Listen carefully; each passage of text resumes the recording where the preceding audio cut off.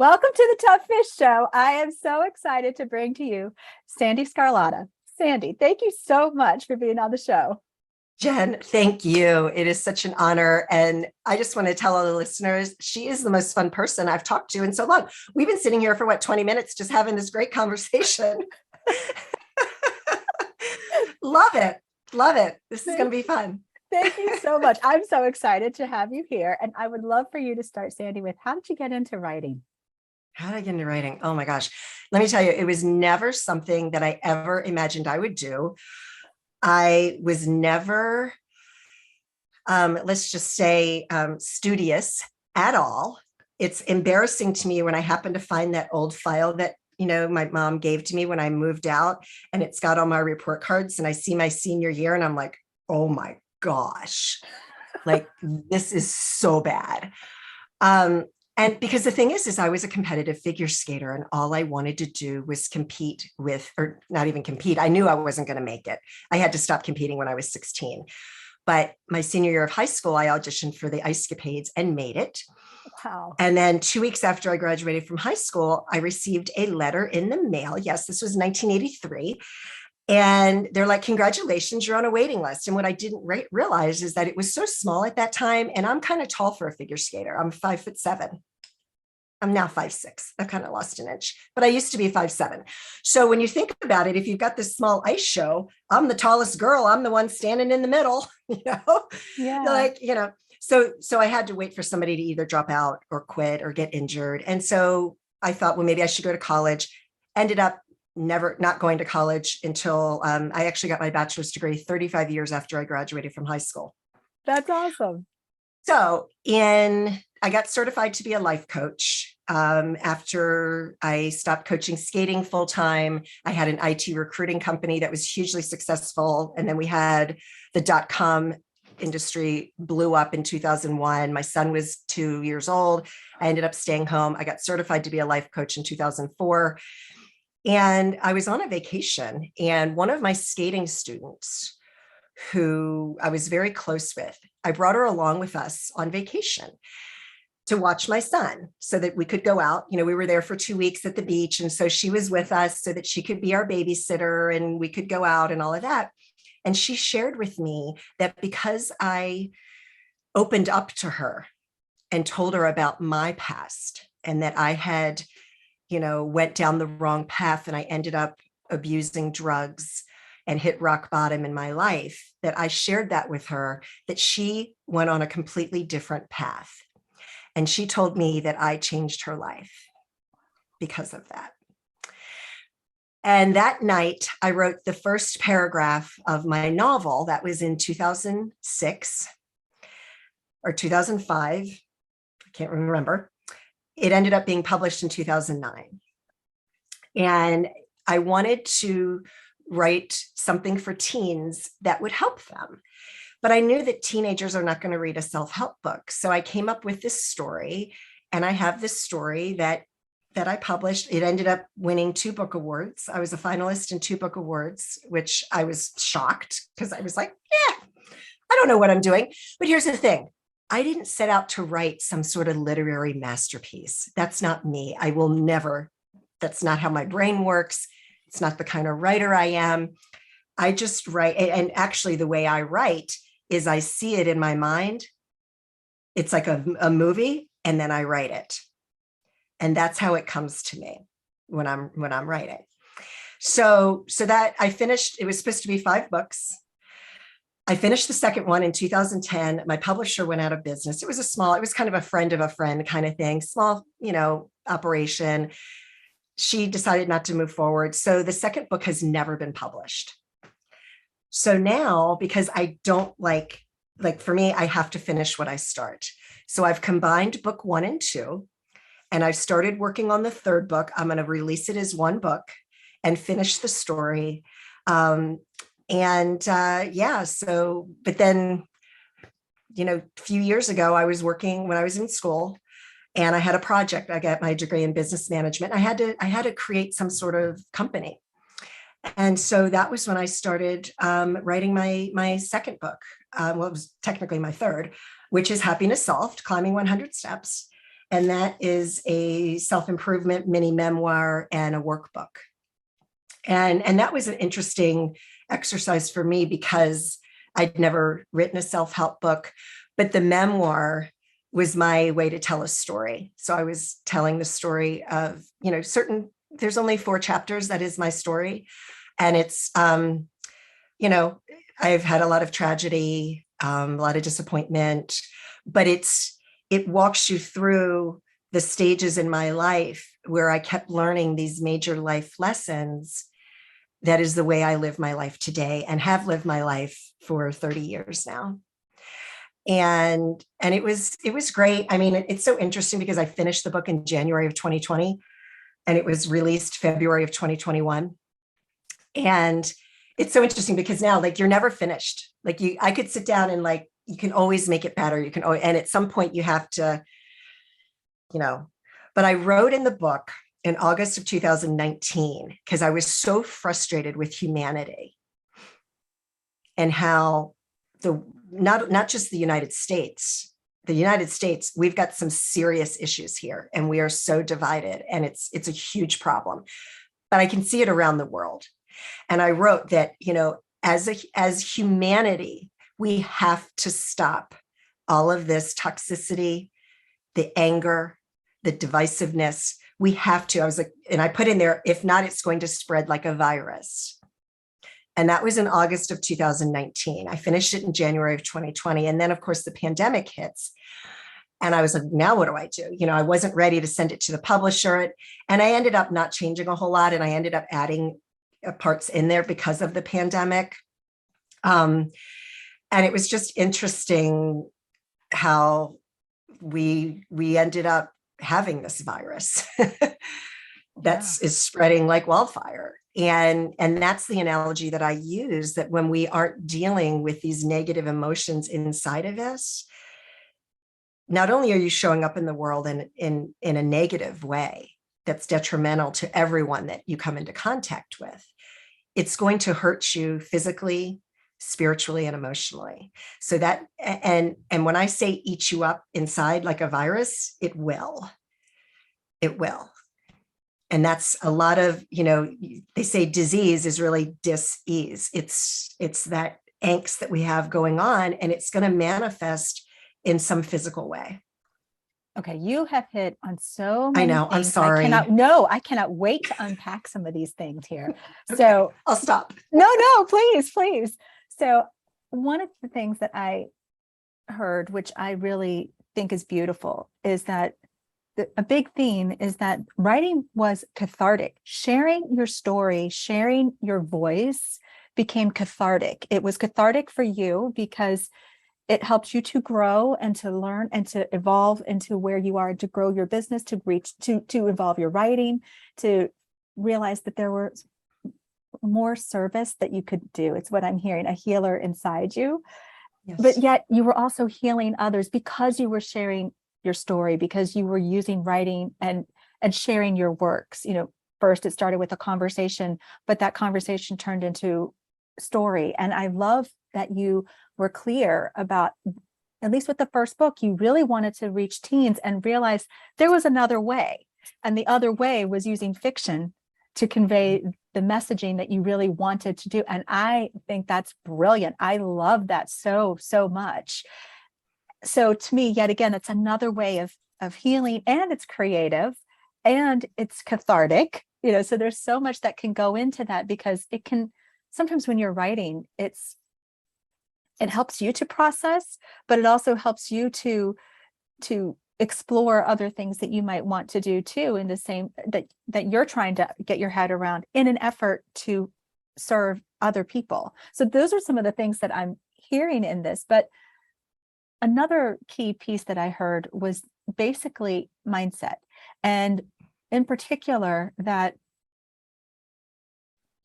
basically as a writer, there are so many times when the inner thoughts that you have can kind of overpower you. It can kind of become, who do you think you are to write this book? Who do you think you are to who do you think is going to read this? This is junk. Who's going to read this? So you're constantly working through, like, is this good enough? Oh, and then you bring in an editor. Well, what are they going to think about this? Or you then bring in beta readers. Oh my gosh, I hope that feedback or the writing critique, can I handle hearing all of this? So you're working through your own feelings, as well as knowing that in order for it to really take shape, you have to continue to put yourself out there and be vulnerable. And that can be painful in some ways. It can be exciting, but it can also feel like, oh my gosh, this is stretching, this is uncomfortable. And what I hear you talking about is figuring out ways to work through that, so that it still shows up, but how do you deal with it so that you can keep moving forward and that your writing can keep growing? And that's what I'm hearing a lot of is, I mean, Yeah. that's awesome. And for me, it was about being authentic. Yeah. And as a matter of fact, it wasn't until the 9th hour that I actually put a chapter in there about my drug addiction. And I didn't want to include it in there for the longest time because of the shame, because I didn't realize there was still some shame around it. And by writing that chapter, it was like, first of all, I realized that's a big, huge part of my story. It was the catalyst that catapulted me into my obsession with self-improvement. And I can't leave it out. I had to put it in there. But it was really hard being vulnerable. And I even write in there that, I was a cocaine addict. And I wrote in there that I would wake up, or not wake up, I'd be laying in bed at 5 a.m. with my heart racing, trying to go to sleep. And I would, because I was raised Catholic, I would actually ask for forgiveness of my sins because I didn't want to wake up. Like, that's how low I was. I never attempted suicide. I really hoped I would just die of a drug overdose. Wow. And it would be accidental. You know what I mean? Like, and I wrote about that, and that was really hard. But by doing that, I was able to release the shame and be like, you know what, it's okay, because I had to go there. I had to show my true authentic self in order to really put this out and feel good about it. So I appreciate you saying what you just have. And I do think that takes courage. It takes so much courage to say, this is a story that I need to share. And I know that it will help others, but it will help me because I am basically acknowledging it and basically saying, it's a form of forgiveness, it sounds like, for yourself too. But how did you know how much you wanted to include about this story? Because there's still levels that you could have been processing of how much detail you wanted to share, or how that whole story actually took shape. So would you talk a little bit about how you came through that decision of that writing process? Was it several iterations for that particular chapter before you decided this is it? Or was it saying, I just know I need certain elements to come through and I'll work through the rest? Or was it, no, I'm just sharing every single thing from soup to nuts and I'm not going to filter anything out? So could you talk a bit about that? Sure. I mean, my writing style, I guess I write the way I want to read books. Okay. And for me, it's like short and sweet and to the point. I don't feel like I need to hone and really drag out every long detail. I'm setting the stage. This is what happened. This is what happened. Then this is what happened. Then this is what happened. Now here I am today, period. Because I don't think it doesn't serve me. And I don't think the details really matter. It's really the overlying message is that, this was my rock bottom. I got out of it and you can too, because it doesn't serve me or anybody else to really focus on all the details of, it's just a very high level. This is what happened. And yes, so I think I had probably took out, I don't need to say that. I don't need to say that. Like, let's just keep it, because it doesn't matter. It's I don't feel like because I have a podcast too, and I have guests on, and they've been, a lot of my guests have been through hell and back, just like I have, just very different situations. Yeah. But I don't think it's necessary to spend too much time, dragging that out.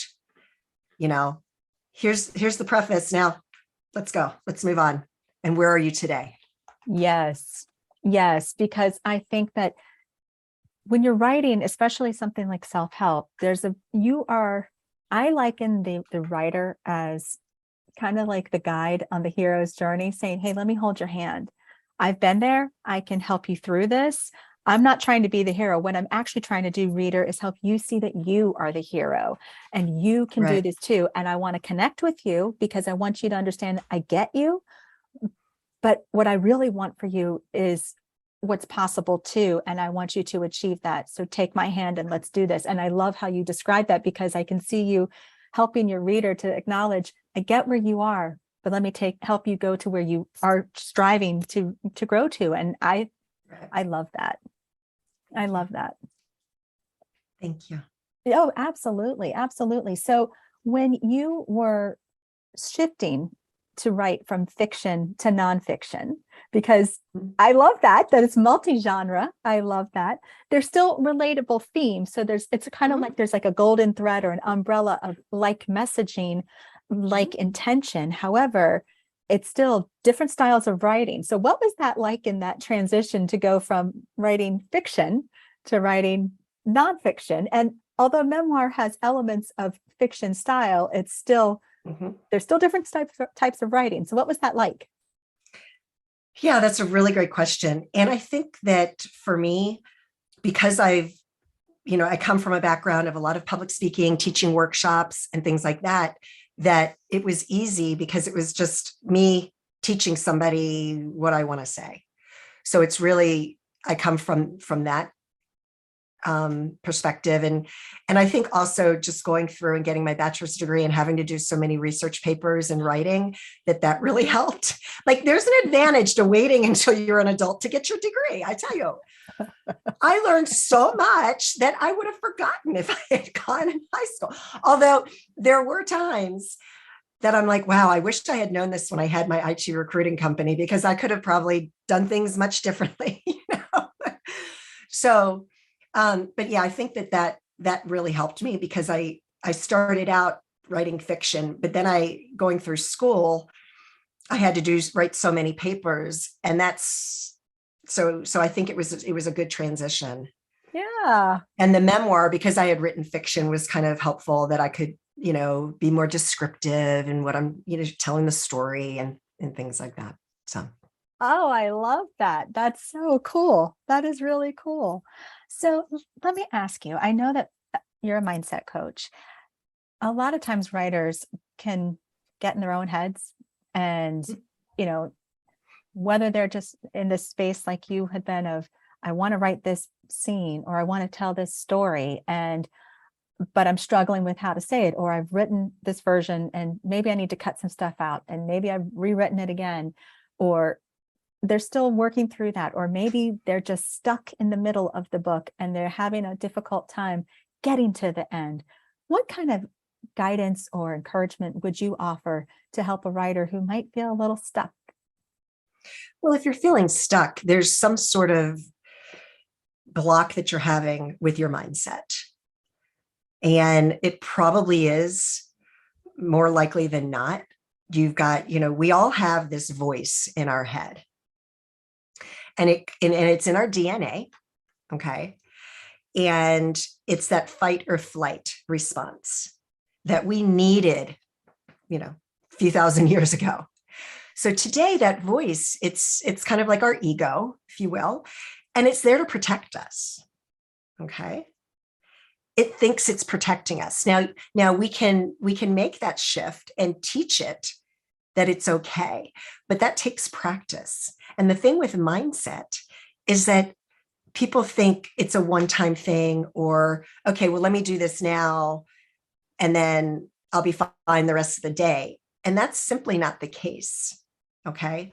What you have to understand is that every situation our very first reaction is going to be emotional. No matter what it is, it's going to be emotional. And it's having that awareness that, okay, this happened. My first reaction is emotion. Is that true? Can I shift that? So a lot of it is really just asking ourselves like empowering questions. Is that true? Oh, I'm going to write this. Who's going to read my book? Is that true? Well, no, that's not true.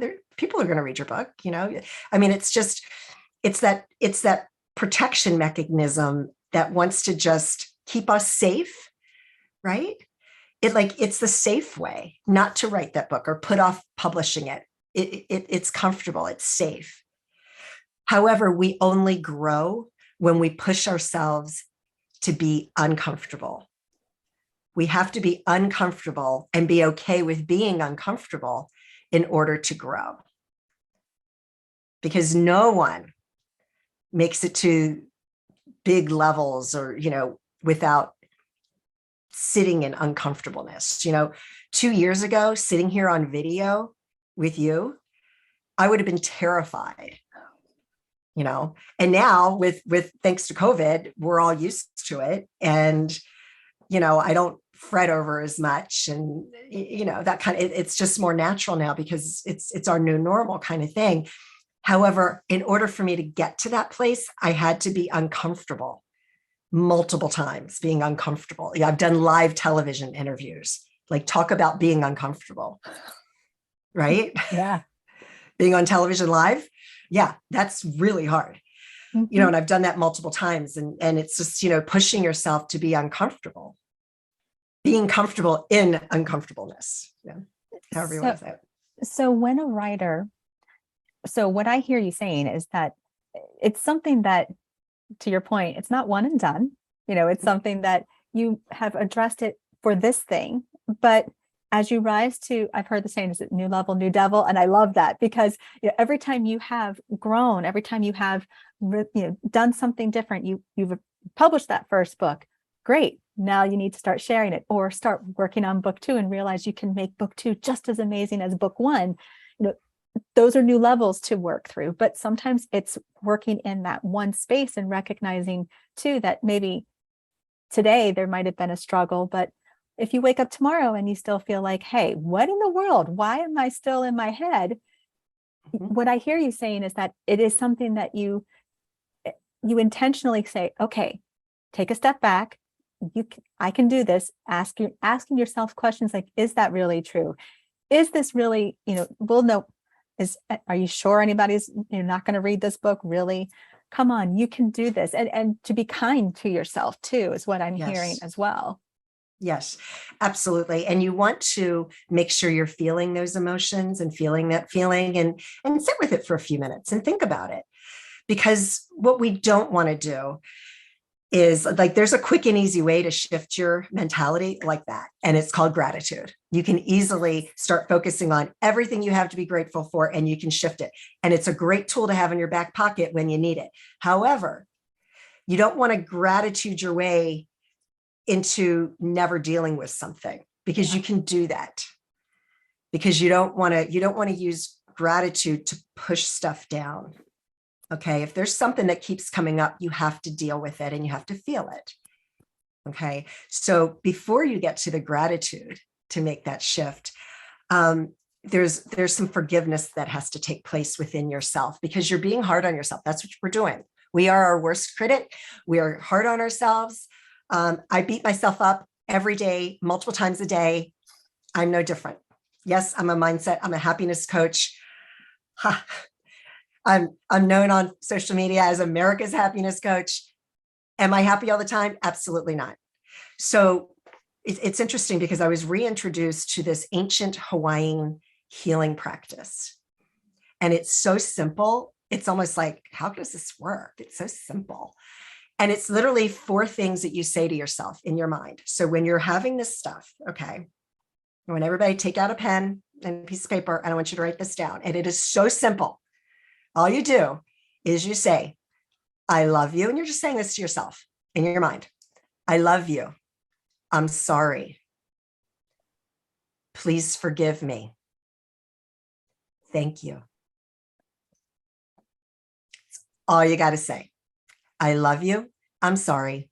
Please forgive me. And thank you. And I am telling you, it will work miracles in your life. I am not exaggerating. It is so powerful. Can I elaborate for just 1 second? Please. I have Because goosebumps. Keep talking. okay, I've got PTSD. Okay. And my older brother died 13 days before my 13th birthday. And it was very traumatic. It was very tragic. And I never dealt with it. So 10 years later, I ended up in outpatient rehab with a cocaine addiction. Okay. I then ended up in therapy for many, many years. And I didn't realize that I had PTSD. Now, how that shows up for me. And it's interesting because for so many years, I really believed that PTSD was only that you could only label a person with PTSD if they were a war prisoner, or they were in Vietnam, or, something like that. And that is just a story that I made up for a very, very long time. It's not true. PTSD is anybody that has experienced something traumatic. And we can't put labels, well, that's worse than this. So, it just is what it is. It's my experience. You can't take, I wish you could take it away from me, but it's there. My brother died in 1978. So here I am, do the math. I'm still dealing with this all these years later. Now, the thing is it surfaces as me becoming almost debilitated with anxiety, worrying about somebody that's going to die. It used to be my ex-husband. My son was born. He'll be 22 in a couple of months. It's now every now and then. It happened last week only once. So it doesn't happen that often, but it happened last week. And I just get these thoughts that something terrible is going to happen to him. And I become almost physically paralyzed with anxiety. Okay. And I can't function that way. Right. And I'm like, I'm aware of it. It's there. I put my arm around it. I'm friends with it. Hey, how you doing today? So I use those 4 sayings, and I sat there. This happened last week, and I literally had to, and it was interesting. I was sitting on my bed watching the French Open because I'm obsessed with tennis. I'm watching the French Open. All of a sudden it just happened. Like it just out of the blue, like where's this coming from? But I started doing that. It was gone within minutes. It hasn't happened since. I'm at peace. So I'm just saying it's very, very powerful. Keep it to yourself. You don't have to get on the rooftop and share it. This is just something, it's for you in your mind that will help you make that shift. It's a healing. They call it cleaning. It's healing your energy. It's healing your mindset. It works in your conscious mind. It works in your subconscious mind. So I swear by it. I totally swear by it. It's called Ho'oponopono. Read the book Zero Limits by Dr. Joe Vitale. Yes, very, very cool. Thank you. Thank you for courageously sharing here. That is awesome. And that is powerful. I had goosebumps like the whole time. So thank you. Thank you very much. So if I can ask you, what you got coming up? What do I have coming up? Well, my 3rd book is coming out shortly. I don't know when. There's 20 authors, so it's taking a little while to round up all the cats and get everything together because we each wrote a chapter. So my chapter is called Happiness Solved, Change Your Perspective, Change Your Life. And I share a story in there about, not only do I talk about shifting your perspective and why you want to do that and steps to do it and this and that, but I share a story about how it affected my life in a very big way. And then I also share a story of somebody really famous and how if it wasn't for her shifting her perspective, the world would be very different if we didn't have this person in it. But it's exciting. I will be on the cover on my version of my book. I will be on the cover with Les Brown. And it's published by Jim Lutz and Jim Britt, who are both international speakers. Jim Britt was Tony Robbins' coach for the first 5 years. So I really feel honored to be a part of such a powerful group of people. Oh, and it's called The Change. It's called the Change series. This is book number 17. There's been 16 others before this. that's amazing. And so, about when do you think the book would be coming out so listeners know to make sure that they're getting it on pre-order or signing up on the newsletter to Yeah, find out these so details? by the time this episode comes out, they can go to my website at sandeesgarlata.com, and there should be at least a pre-order option, if not an order option. And for US customers, I will do a signed copy as well. Oh, awesome. So speaking of, Sandee, how can people connect with you and how can they get your current books and then potential and get this upcoming book when it does come out? Yeah. This has been so amazing. Oh, thank you. So my website is sandeesgarlata.com. You can email me at sandeesgarlata.com. Instagram and Facebook is at Coach Sandee Sgarlata. My other LinkedIn and personal Facebook page is Sandee Sgarlata Addison, because I am remarried. And yeah, and on my website, there's at the top right-hand corner, there's a button to click and you can schedule a free 15-minute call with me and I can answer any questions that you have. So. Oh, that's awesome. Thank you so, so much, Sandee. This has been a powerful and absolutely amazing conversation. It's been an honor. Thank you so much. Thank you. The honor is all mine, Jen. Thank you.